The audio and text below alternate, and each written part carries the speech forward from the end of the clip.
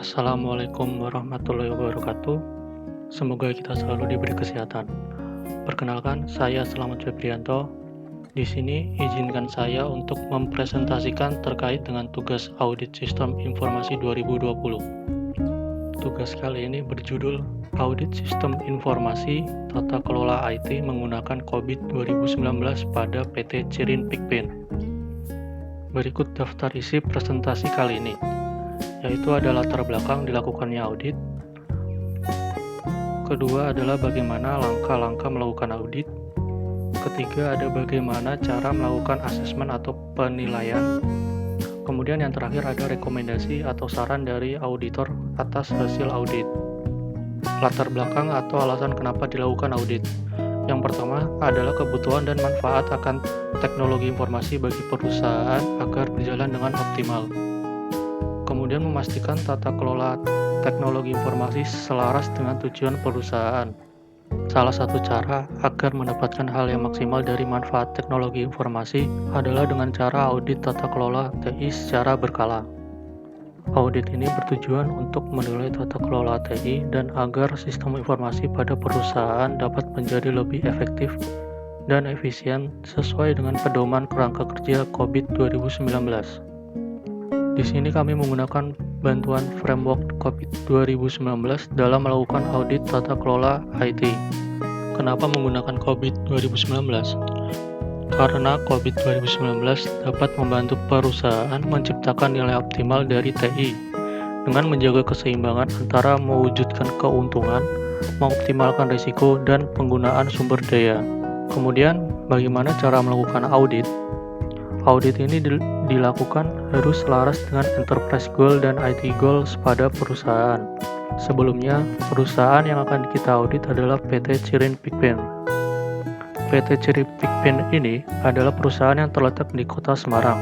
Perusahaan ini bergerak dalam bidang usaha pakan burung, terutama burung lovebird. Adapun visi dan misi global dari perusahaan PT Cirin Pikpin, pertama, visi, yaitu menyediakan pakan ternak lovebird bagi Indonesia. Kemudian misinya, yaitu memproduksi dan menjual pakan ternak lovebird yang memiliki kualitas tinggi dan berinovasi. Adapun visi misi Departemen TI, yaitu pertama melakukan inovasi teknologi terhadap kegiatan lini bisnis di PT Cirin Pikpin. Kedua, menganalisis peluang untuk peningkatan layanan dengan berbasis teknologi. Ketiga, melakukan perencanaan TI yang strategis dan matang dalam menghadapi dunia bisnis di era industri 4.0. Terakhir, meningkatkan efisiensi dan efektivitas kerja dalam perusahaan dengan menerapkan teknologi terkini. Selanjutnya, ada pembahasan tentang domain, cara memilih dan penjelasan domain terpilih. Di sini ada dua cara dalam kami memilih domain, yaitu menggunakan bantuan toolkit COVID 2019 section desain faktor 1 hingga desain faktor 4. Dan yang kedua adalah rekomendasi domain yang perusahaan inginkan. Pertama, pada desain faktor 1 terkait enterprise strategi, di sini ada nilainya 1 sampai 5, yang berarti nilai 1 itu tidak penting dan nilai 5 sangat penting. Sebelumnya, kami dalam memberi penilaian pada desain faktor, kami berlandaskan atau menyelaraskan dengan visi misi global perusahaan maupun visi misi Departemen TI. Jadi kami tidak asal dalam mengisi nilai pada masing-masing desain faktor. Bisa dilihat ada 4 value pada desain faktor 1, yaitu growth, innovation, cost leadership, dan client service. Kemudian ada desain faktor 2 terkait dengan enterprise goal. Di sini nilainya sama dengan desain faktor 1, yaitu nilai 1 berarti tidak penting dan nilai 5 sangat penting. Bisa dilihat di sini terdapat 13 value pada desain faktor 2. Kemudian ada desain faktor 3 tentang risk profile. Berbeda dengan penilaian desain faktor 1 dan desain faktor 2, pada desain faktor 3 di sini terdapat nilai impact dan likelihood. Apa sih arti nilai impact dan likelihood? Impact di sini berarti akibat dari risiko tersebut. Contoh pada kategori data dan information management. Terdapat data atau informasi yang bocor, maka seberapa besarkah akibat dari risiko data bocor tersebut bagi perusahaan? Semakin tinggi nilai pada impact, menandakan semakin tinggi akibat yang ditimbulkan dari risiko tersebut. Kemudian ada likelihood, yang berarti kemungkinan terjadinya risiko. Jadi semakin tinggi nilai pada likelihood, maka semakin tinggi juga kemungkinan terjadinya risiko tersebut pada perusahaan. Terakhir ada desain faktor 4, yaitu tentang IT related issue. Di sini ada beberapa isu. Di sini juga hampir sama dengan penilaian desain faktor 1 dan 2. Namun yang membedakan adalah nilai tertinggi di sini adalah 3. Yang berarti 1 itu tidak penting, 3 berarti sangat penting. Kemudian setelah mengisi desain faktor 1, 2, 3, dan 4, kemudian akan keluar hasil dari analisis COVID 2019. Bisa kita lihat di sini, terdapat hasil untuk beberapa domain. Jadi domain yang ke kiri atau bernilai negatif, itu bertanda COVID tidak menyarankan atau melakukan audit pada domain tersebut. Sedangkan domain yang positif atau ke kanan, COVID menyarankan untuk melakukan audit. Dari hasil ini, kami menyerahkan dan menjelaskan hasil pemilihan domain kepada perusahaan.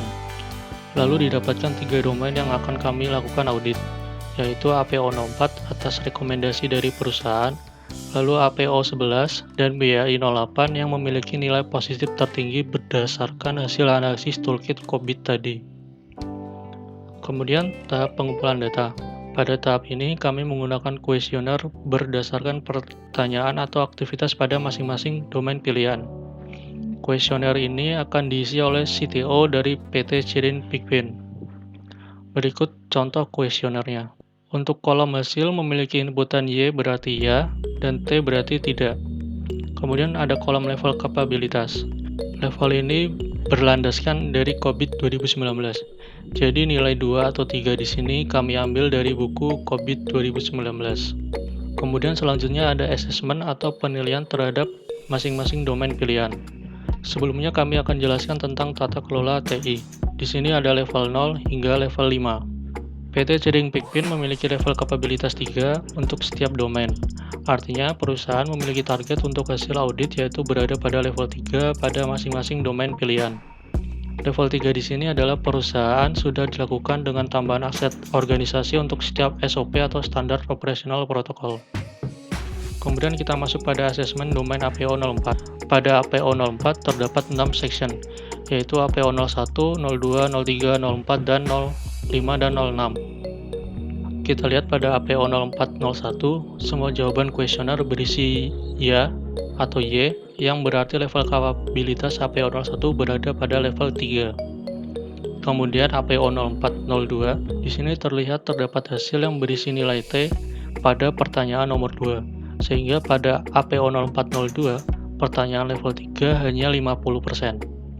Kenapa 50%? Karena di sini terdapat 2 pertanyaan dan nilai Y hanya pada 1 pertanyaan. Maka rumusnya adalah 1/2 dikali 100%, alias jawaban bernilai Y dibagi dengan banyaknya pertanyaan pada level tersebut, kemudian dikali 100%, maka didapatkan nilai 50%. Karena level 3 tidak 100%, maka dengan demikian level kapabilitas pada APO0402 berada pada level 2. Lanjut pada APO0403. Di sini terdapat 4 pertanyaan dengan nilai Y hanya 75%, sehingga APO0403 tidak mencukupi untuk berada di level 2. Jadi level kapabilitas pada APO0403 berada pada level 1. Untuk APO0404 hingga APO0406 sama perhitungannya, yaitu level APO04 berada pada level 3, APO0405 berada pada level 3, dan APO0406 berada di level 4.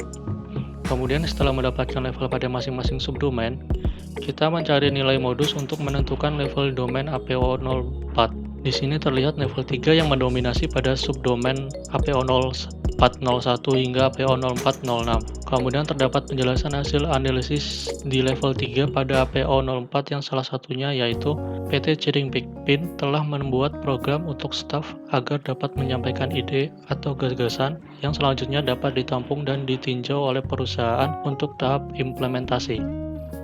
Kemudian asesmen pada domain APO11.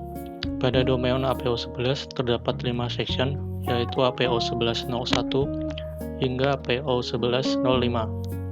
Untuk pembahasan dalam mendapatkan level kapabilitasnya, sama caranya seperti pada pembahasan asesmen pada level APO04. maka didapatkan level kapabilitas pada APO11 adalah level 3.